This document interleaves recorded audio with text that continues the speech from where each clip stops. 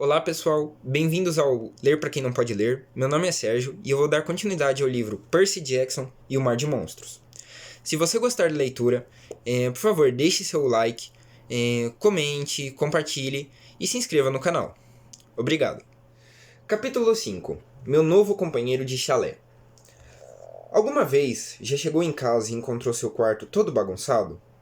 Como se alguma pessoa prestimosa, oi mamãe, tivesse tentado arrumá-lo e, de repente, você não conseguisse encontrar mais nada? E, mesmo que nada esteja faltando, tem aquela sensação arrepiante de que alguém andou olhando suas coisas e limpando tudo com lustramóveis que cheira limão? Foi esse tipo de coisa que senti ao ver o acampamento meio-sangue de novo. Na superfície, nada parecia assim tão diferente. A casa grande ainda estava lá com seu telhado azul e sua varanda em toda a volta. Os campos de morango ainda se aqueciam ao sol. Os mesmos prédios com colunas gregas brancas se espalhavam pelo vale. O anfiteatro, a arena de combates, o pavilhão refeitório que dá para o estreito de Long Island e, aninhados entre os bosques e o riacho, os mesmos chalés, um sortimento maluco de 12 prédios, cada qual representando um deus olimpiano diferente. Mas agora havia uma atmosfera de perigo. Dava para perceber que alguma coisa estava errada. Em vez de jogar vôlei na quadra de areia, conselheiros e sátiros armazenavam armas no galpão de ferramentas. Dríades, armadas de arcos e flechas, conversavam, nervosas, no limite dos bosques. A floresta parecia doente. A grama na campina tinha um tom pálido de amarelo, e as marcas de fogo na colina meio-sangue se destacavam com feias cicatrizes. Alguém tinha bagunçado meu lugar favorito em todo o mundo, e eu não era, bem, um campista feliz. Enquanto caminhávamos para a casa grande, reconheci uma porção de campistas do último verão. Ninguém parou para conversar. Ninguém disse, sejam bem-vindos de volta. Alguns olharam 2 vezes quando viram Tyson, mas a maior parte simplesmente passou de cara fechada e seguiu em frente, cumprindo seus deveres. Levando mensagens, carregando espadas para afiar nas pedras de amolar. O acampamento parecia uma escola militar. E acredite, eu as conheço. Fui expulso de algumas. Nada disso importava para Tyson. Ele estava absolutamente fascinado com tudo o que via. O que é aquilo? Ele se espantava. Estábulos para Pégasos, disse eu. Os cavalos alados. O que é aquilo? Aquilo são os banheiros. O que é aquilo? Os chalés dos campistas. Se não sabem quem é seu pai olimpiano, você é deixado no chalé de Hermes. Aquele marrom logo ali, até que se descubra. Então, quando já sabem, juntam-no ao grupo de seu pai ou de sua mãe. Ele olhou para mim abismado. Você tem um chalé? O número 3. Apontei para uma construção cinzenta e baixa, feita de pedras do mar. Você mora com amigos no chalé? Não. Fico sozinho. Não estava com vontade de explicar. A verdade embaraçosa. Eu era o único naquele chalé porque supostamente não deveria estar vivo. Os 3 grandes deuses, Zeus, Poseidon e Hades, tinham feito um pacto depois da Segunda Guerra Mundial para não ter mais filhos com mortais. Nós éramos mais poderosos que os meio-sangue normais. E imprevisíveis demais. Quando ficávamos zangados, tendíamos a causar problemas, como a Segunda Guerra Mundial, por exemplo. O pacto dos 3 grandes só tinha sido quebrado 2 vezes, quando Zeus gerou Thalia e quando Poseidon me gerou. Nenhum de nós devia ter nascido. Thalia acabou transformada em um pinheiro quando tinha 12 anos. Eu estava fazendo o melhor possível para não seguir o exemplo dela. Tinha pesadelo só de pensar no que Poseidon poderia me transformar se algum dia eu estivesse à beira da morte. Plâncton, quem sabe? Ou um agrupamento flutuante de algas marinhas. Quando chegamos à casa grande, encontramos Chiron em seu alojamento, ouvindo suas músicas favoritas da década de 60, enquanto arrumavam seus alforjes. Acho que devo mencionar, Chiron é um centauro. Da cintura para cima, parece um sujeito comum, de meia idade, com cabelos castanho encaracolados e barba desarrumada. Da cintura para baixo, é um corcel branco. Consegue passar por ser humano, apertando sua metade inferior em uma cadeira de rodas mágica. De fato, ele passou por meu professor de latim na sexta série. Mas, na maior parte do tempo, se os tetos forem bastante altos, ele prefere circular em sua forma plena de centauro. Assim que o vimos, Tyson ficou paralisado. Pônei! Exclamou, totalmente extasiado. Kiron se voltou, parecendo ofendido. Como disse? Annabeth e eu subimos correndo e o abraçamos. Kiron, o que está acontecendo? Não está indo embora? A voz dela estava trêmula. Kiron era como seu segundo pai. Kiron despenteou o cabelo de Annabeth e lhe deu um sorriso bondoso. Olá, criança. E Percy? Ora, vejam. Você cresceu esse ano. Engoli em seco. Clarice disse que você foi despedido. Os olhos de Kiron brilharam com um humor soturno. Ah, bem, alguém tinha de levar a culpa. O Sr. Zeus ficou muito aborrecido. A árvore que ele criou do espírito de sua filha foi envenenada. O Sr. D precisava punir alguém. Quer dizer, se não fosse ele, resmunguei.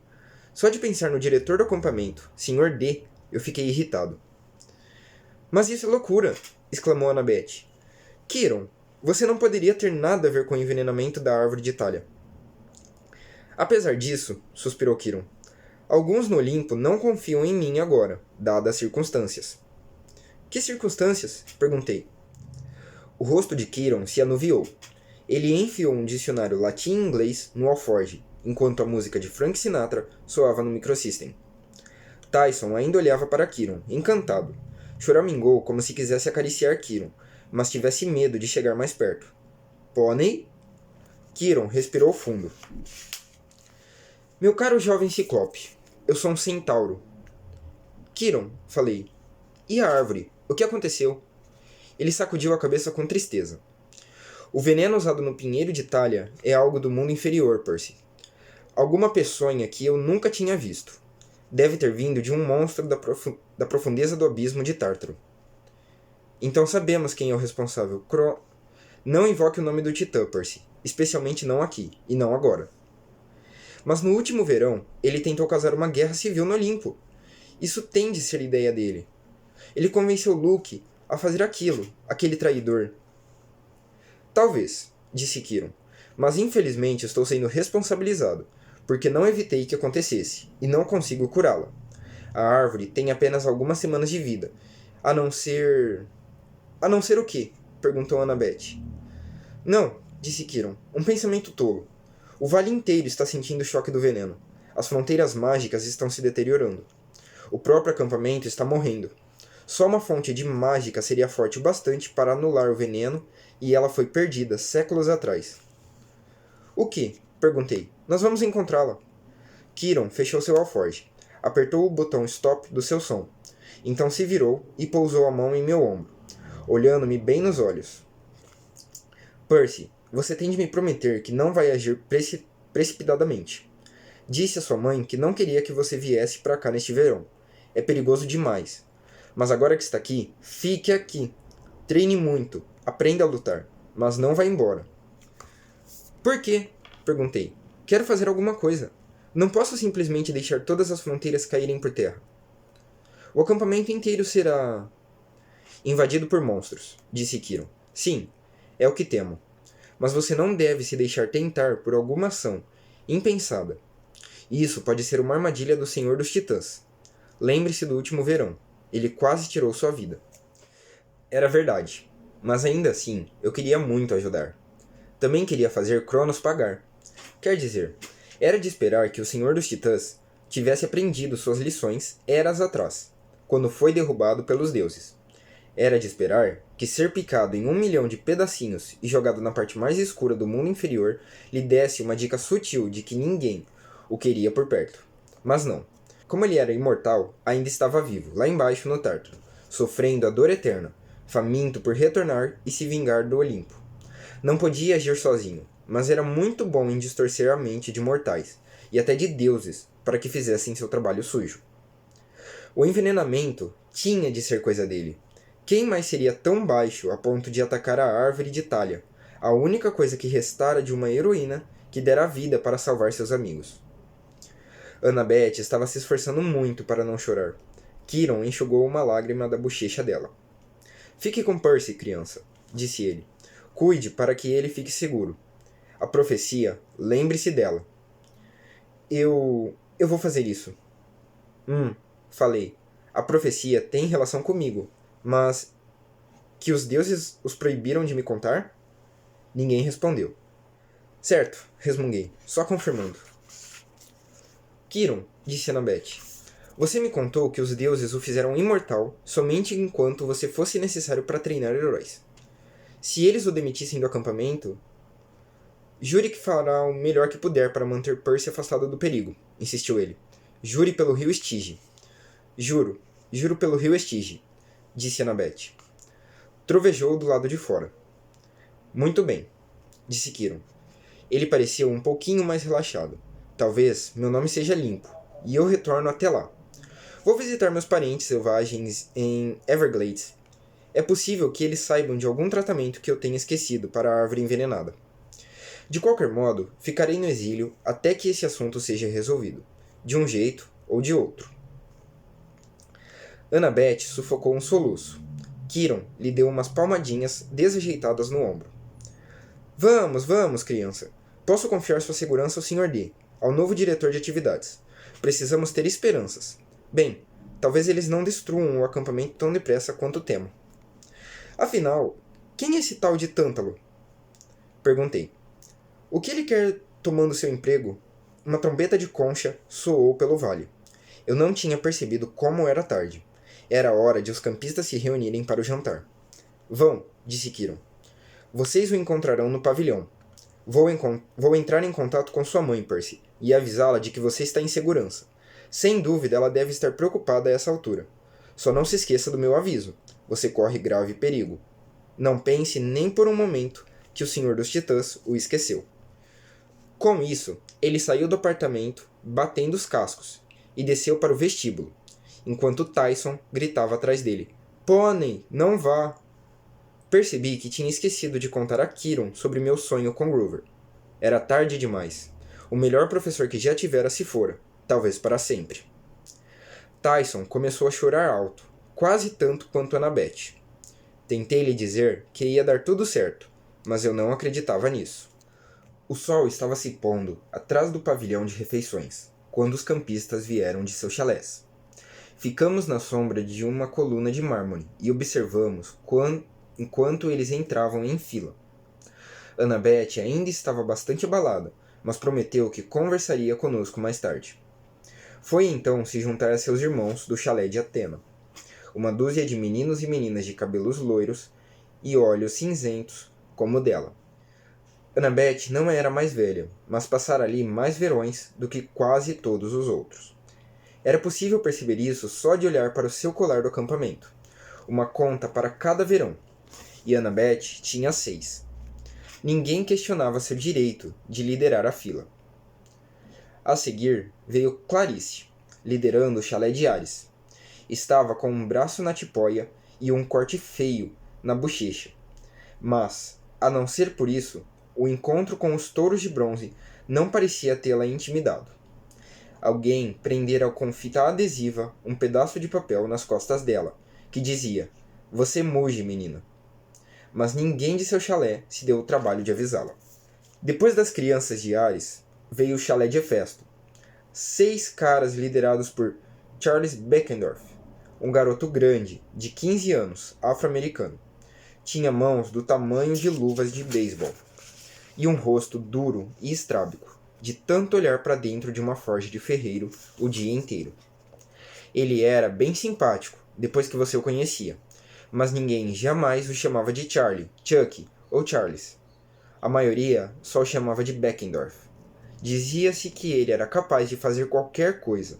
Era só lhe dar um pedaço de metal e ele poderia criar uma espada afiada, como navalha, um guerreiro robótico ou uma banheira de passarinho musical para o jardim da sua avó. O que a gente quisesse. Os outros chalés foram entrando em fila. Deméter, Apolo, Afrodite, Dionísio. As náiades emergiram do lago de canoagem. As dríades surgiram das árvores. Da campina veio uma dúzia de sátiros, que me fizeram lembrar de Groover com aflição. Sempre tive um fraco pelos sátiros. Quando estavam no acampamento, serviam como os quebra-galhos do Sr. D, o diretor. Mas seu trabalho mais importante era lá fora, no mundo real. Eles eram os olheiros do acampamento. Entravam disfarçados em escolas do mundo inteiro, procurando possíveis meio-sangues, e os escoltavam para o acampamento. Foi como conheci Groover. Ele foi o primeiro a reconhecer que eu era um semideus. Depois que os sátiros entraram para jantar, o pessoal do chalé de Hermes veio por último. Era sempre o maior chalé. No último verão, foi liderado por Luke, o cara que tinha lutado com Talia e Annabeth no topo da colina meio-sangue. Por algum tempo, antes de Poseidon me reclamar, eu me alojei no chalé de Hermes. Luke se tornou meu amigo, e depois tentou me matar. Agora, o chalé de Hermes era liderado por Travis e Connor Stoll. Eles não eram gêmeos, mas eram tão parecidos que isso não importava. Nunca conseguia lembrar qual era o mais velho. Ambos eram altos e magros, com os cabelos castanhos caindo nos olhos. Usavam camisetas laranja do acampamento meio-sangue por cima de shorts folgados e tinham aquelas feições de elfo de todos os meninos de Hermes. Sobrancelhas arqueadas, sorriso sarcástico e um brilho nos olhos sempre que fitavam você, como se estivessem prestes a jogar uma bombinha dentro de sua camisa. Sempre achei engraçado que o deus dos ladrões tivesse filhos com o sobrenome Stoll, que lembra a palavra robô em inglês. Mas na única vez que mencionei isso a Travis e Connor, eles me olharam com cara de paisagem, como se não tivessem entendido a piada. Assim que os últimos campistas entraram, levei Tyson até o meio do pavilhão. As conversas se interromperam, cabeças se viraram. Quem convidou aquilo? Murmurou alguém na mesa de Apolo. Olhei furiosamente na direção deles, mas não consegui discernir quem havia falado. Da mesa principal veio uma voz arrastada, familiar. Ora, ora, ora, se não é Peter Jackson. O meu milênio está completo. Trinquei os dentes. Percy Jackson, senhor. O Sr. D tomou um gole da sua Diet Coke. Sim. Bem, como vocês hoje em dia, tanto faz. Ele usava a camisa de sempre, havaiana com estampa de leopardo, bermuda e tênis com meias pretas. A barriga, protuberante e a cara vermelha e manchada o faziam parecer um turista de Las Vegas que ficara acordado até tarde nos cassinos. Atrás dele, um sátiro que parecia nervoso tirava as cascas de uvas e as entregava ao Sr. D, uma de cada vez. O verdadeiro nome do Sr. D é Dioniso, o deus dos vinhos. Zeus o nomeou diretor do acampamento meio-sangue para ficar abstêmio por 100 anos, um castigo por paquerar uma ninfa proibida dos bosques. Ao lado dele, onde normalmente se sentava Quiron, ou ficava em pé na forma de centauro, havia alguém que eu nunca vira. Um homem pálido e terrivelmente magro, usando um macacão laranja de prisioneiro. O número acima do bolso era 0001. Ele tinha sombras azuis debaixo dos olhos, unhas sujas e cabelo grisalho mal cortado, como se seu último corte de cabelo tivesse sido feito com um cortador de grama. Ele olhou para mim. Seus olhos me deixaram nervoso. Ele parecia em frangalhos, zangado, frustrado e esfomeado, tudo ao mesmo tempo. Esse menino, disse-lhe Dioniso, precisa ficar de olho nele. Filho de Poseidon, você sabe. Ah, disse o prisioneiro, aquele. Seu tom deixou óbvio que ele e Dioniso já haviam conversado extensamente sobre mim. Eu sou Tântalo, disse o prisioneiro sorrindo friamente. Em missão especial aqui. Bem, até que o meu senhor Dioniso decida outra coisa. Quanto a você, Percy Jackson, realmente espero que evite causar mais problemas. Problemas? Perguntei. Dioniso estalou os dedos. Um jornal apareceu sobre a mesa. A primeira página do New York Post daquele dia. Trazia minha fotografia do anuário do colégio Meriwether. Era difícil para mim distinguir a manchete, mas eu tinha um bom palpite do que dizia. Algo como, maluco de 13 anos toca fogo em ginásio. Sim, problemas, disse Tântalo com satisfação. Você causou um bocado deles no último verão, pelo que sei. Fiquei zangado demais para falar. Como se fosse culpa minha que os deuses quase tivessem entrado numa guerra civil. Um sátiro avançou, tenso, e pôs um prato de churrasco na frente de Tântalo.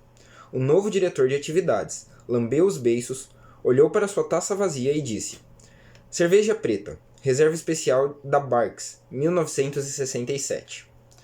O copo se encheu sozinho de um líquido espumante.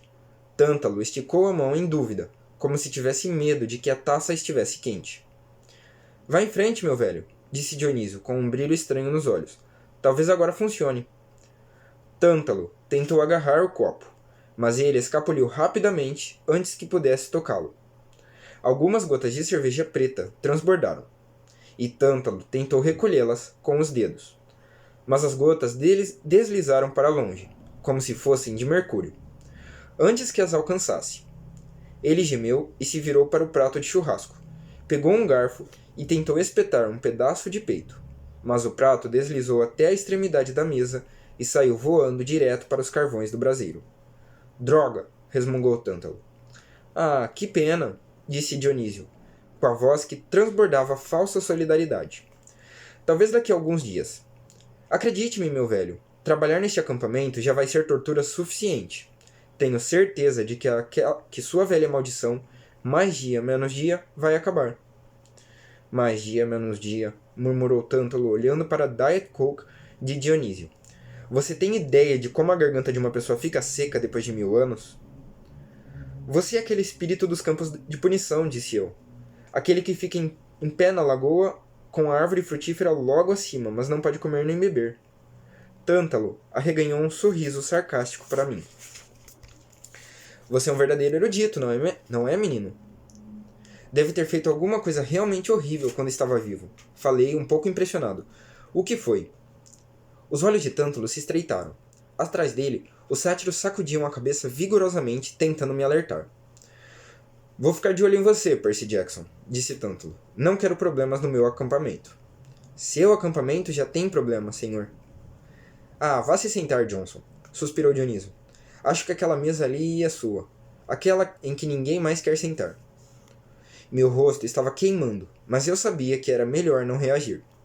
Dionísio era uma criança grande, mas uma criança grande, imortal e superpoderosa. Eu disse, vamos, Tyson. Ah, não, disse Tântalo. O monstro fica aqui. Vamos decidir o que fazer com ele. Com ele? Disparei. Seu nome é Tyson. O novo diretor de atividades ergueu uma sobrancelha. Tyson salvou o acampamento, insisti. Ele esmagou aqueles touros de bronze. Se não fosse isso, ele teria queimado este lugar inteiro. Sim, suspirou Tântalo. E que lamentável seria isso. Dionísio deu uma risadinha. Deixe-nos, ordenou Tântalo, enquanto decidimos o destino da criatura. Tyson olhou para mim com medo, em seu único e grande olho. Mas eu sabia que não poderia desobedecer a uma ordem direta dos diretores do acampamento. Pelo menos, não abertamente. Vou estar logo ali, grandão, prometi. Não se preocupe, vamos achar um lugar legal para você dormir esta noite. Tyson assentiu. Acredito em você. Você é meu amigo. Eu me senti ainda mais culpado. Arrastei-me até a mesa de Poseidon e despenquei no banco. Uma ninfa dos bosques me levou um prato de pizza olimpiana, de azeitonas e pepperoni. Mas eu não estava com fome. Quase fui morto 2 vezes naquele dia. Tinha conseguido terminar o ano letivo com um desastre completo. O acampamento meio-sangue estava em sérias dificuldades, e Kiron me dissera para não fazer nada a esse respeito. Eu não me sentia muito agradecido, mas levei meu jantar até o braseiro, de bronze, como era costume, e joguei parte dele nas chamas. Poseidon, murmurei, aceite minha oferenda. E me mande alguma ajuda enquanto isso, rezei em silêncio. Por favor. A fumaça da pizza queimada se transformou em algo fragrante. O cheiro de uma leve brisa marítima, misturado com perfume de flores. Mas eu não sabia muito bem se aquilo significava que meu pai realmente ouvia. Voltei para meu lugar. Não achava que a situação pudesse piorar muito, mas então Tântalo mandou um dos sátiros tocar a trombeta de concha para chamar nossa atenção para os avisos. Sim, muito bem, disse Tântalo. depois que as conversas silenciaram. Mais uma bela refeição. Ou, ao menos, é o que me disseram. Enquanto falava, aproximava a mão do prato de jantar reabastecido, como se, quem sabe, a comida não fosse notar o que ele estava fazendo. Mas notou. O prato disparou pela mesa, assim que a mão dele chegou a uma distância de 15 centímetros. E aqui, no primeiro dia do meu mandato, continuou, gostaria de dizer que a agradável forma de punição é estar aqui. Ao longo do verão, eu espero interagir com cada um de vocês, crianças. Todos parecem prontos para comer. Dioniso bateu palmas educadamente, puxando alguns aplausos desanimados dos sátiros. Tyson ainda estava plantado junto à mesa principal, aparentemente desconfortável, mas toda vez que tentava escapar do centro das atenções, Tântalo o puxava de volta. E agora algumas mudanças. Tântalo deu um sorriso torto para os campistas. Estamos restituindo as corridas de bigas. Murmúrios interromperam em todas as mesas. Agitação, medo, incredulidade. Agora eu sei, continuou Tântalo, levantando a voz, que essas corridas foram suspensas há alguns anos devido a problemas técnicos. 3 mortes e 26 mutilações, gritou alguém da mesa de Apolo. Sim, disse Tântalo, mas sei que todos vocês vão se juntar a mim para dar as boas-vindas ao retorno dessa tradição do acampamento. Louros de ouro serão entregues aos vencedores todos os meses. As equipes podem se registrar pela manhã. A primeira corrida acontecerá dentro de 3 dias. Vamos liberá-los da maior parte de suas atividades costumeiras para que preparem as bigas e escolham seus cavalos. E cheguei a mencionar que a equipe do chalé vitorioso será dispensada das obrigações diárias no mês em que vencer? Uma explosão de conversas animadas, sem trabalho na cozinha 1 mês inteiro, sem limpeza de estábulos? Ele estava falando sério? Então a última pessoa de quem eu esperava uma objeção fez isso. Mas senhor, disse Clarissa. Ela parecia nervosa, mas ficou em pé para falar da mesa de Ares. Alguns dos campistas riram ao verem o cartaz. Você muge, menina, nas costas dela. E o serviço de patrulha? Quer dizer, se abandonarmos tudo para preparar nossas brigas? A heroína do dia, exclamou Tântalo. A corajosa Clarice, que sozinha derrotou os touros de bronze. Clarice piscou, depois corou. Eu não... E modesta também, sorriu Tântalo. Não se preocupe, querida. Isto é um acampamento de verão. Estamos aqui para nos divertir, certo? Mas a árvore... E agora, disse Tântalo, enquanto diversos companheiros de chalé de Clarice a puxavam de volta para o banco. Antes que passemos a fogueira e a cantoria, uma pequena questão doméstica. Percy Jackson e Annabeth Chase julgaram apropriado, por alguma razão, trazer aqui isto. Tântalo assinou a mão para Tyson. Um murmúrio desconfortável se espalhou entre os campistas. Várias pessoas me olharam de lado. Tive vontade de matar Tântalo. Agora, é claro, disse ele. Os ciclopes têm reputação de ser monstros sanguinários com uma capacidade cerebral muito pequena. Em circunstâncias normais, eu soltaria essa besta fera nos bosques e mandaria vocês em seu encalço, com tochas e pedaços de pau. Mas, quem sabe, talvez este ciclope não seja tão horrível quanto seus irmãos. Até que ele prove ser digno de destruição, precisamos de um lugar para mantê-lo. Pensei nos estábulos, mas isso deixaria os cavalos nervosos. Quem sabe o chalé de Hermes? Silêncio na mesa de Hermes. Travis e Connor Stoll de repente ficaram muito interessados na toalha de mesa. Eu não poderia culpá-los. O chalé de Hermes estava sempre cheio, a ponto de arrebentar. Não havia como abrigar um ciclope de 1,90 m. Vamos, caçoou Tântalo. O monstro pode realizar algumas tarefas domésticas. Alguma sugestão sobre onde esta besta fera deve ser recolhida? De repente, todos ficaram boquiabertos. Tântalo afastou-se bruscamente de Tyson surpreso. Tudo o que pude fazer foi olhar incrédulo para a luz verde brilhante que estava prestes a mudar minha vida. Uma impressionante imagem holográfica que apareceu acima da cabeça de Tyson. Com um nó de enjoo no estômago, lembrei-me do que Annabeth dissera sobre os ciclopes. Eles são filhos de espíritos da natureza e deuses. Bem, normalmente um deus em particular.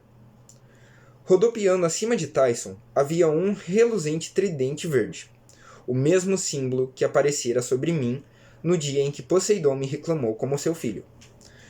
Houve um momento de silêncio reverente. Ser reclamado era um evento raro. Alguns campistas aguardavam a vida inteira em vão.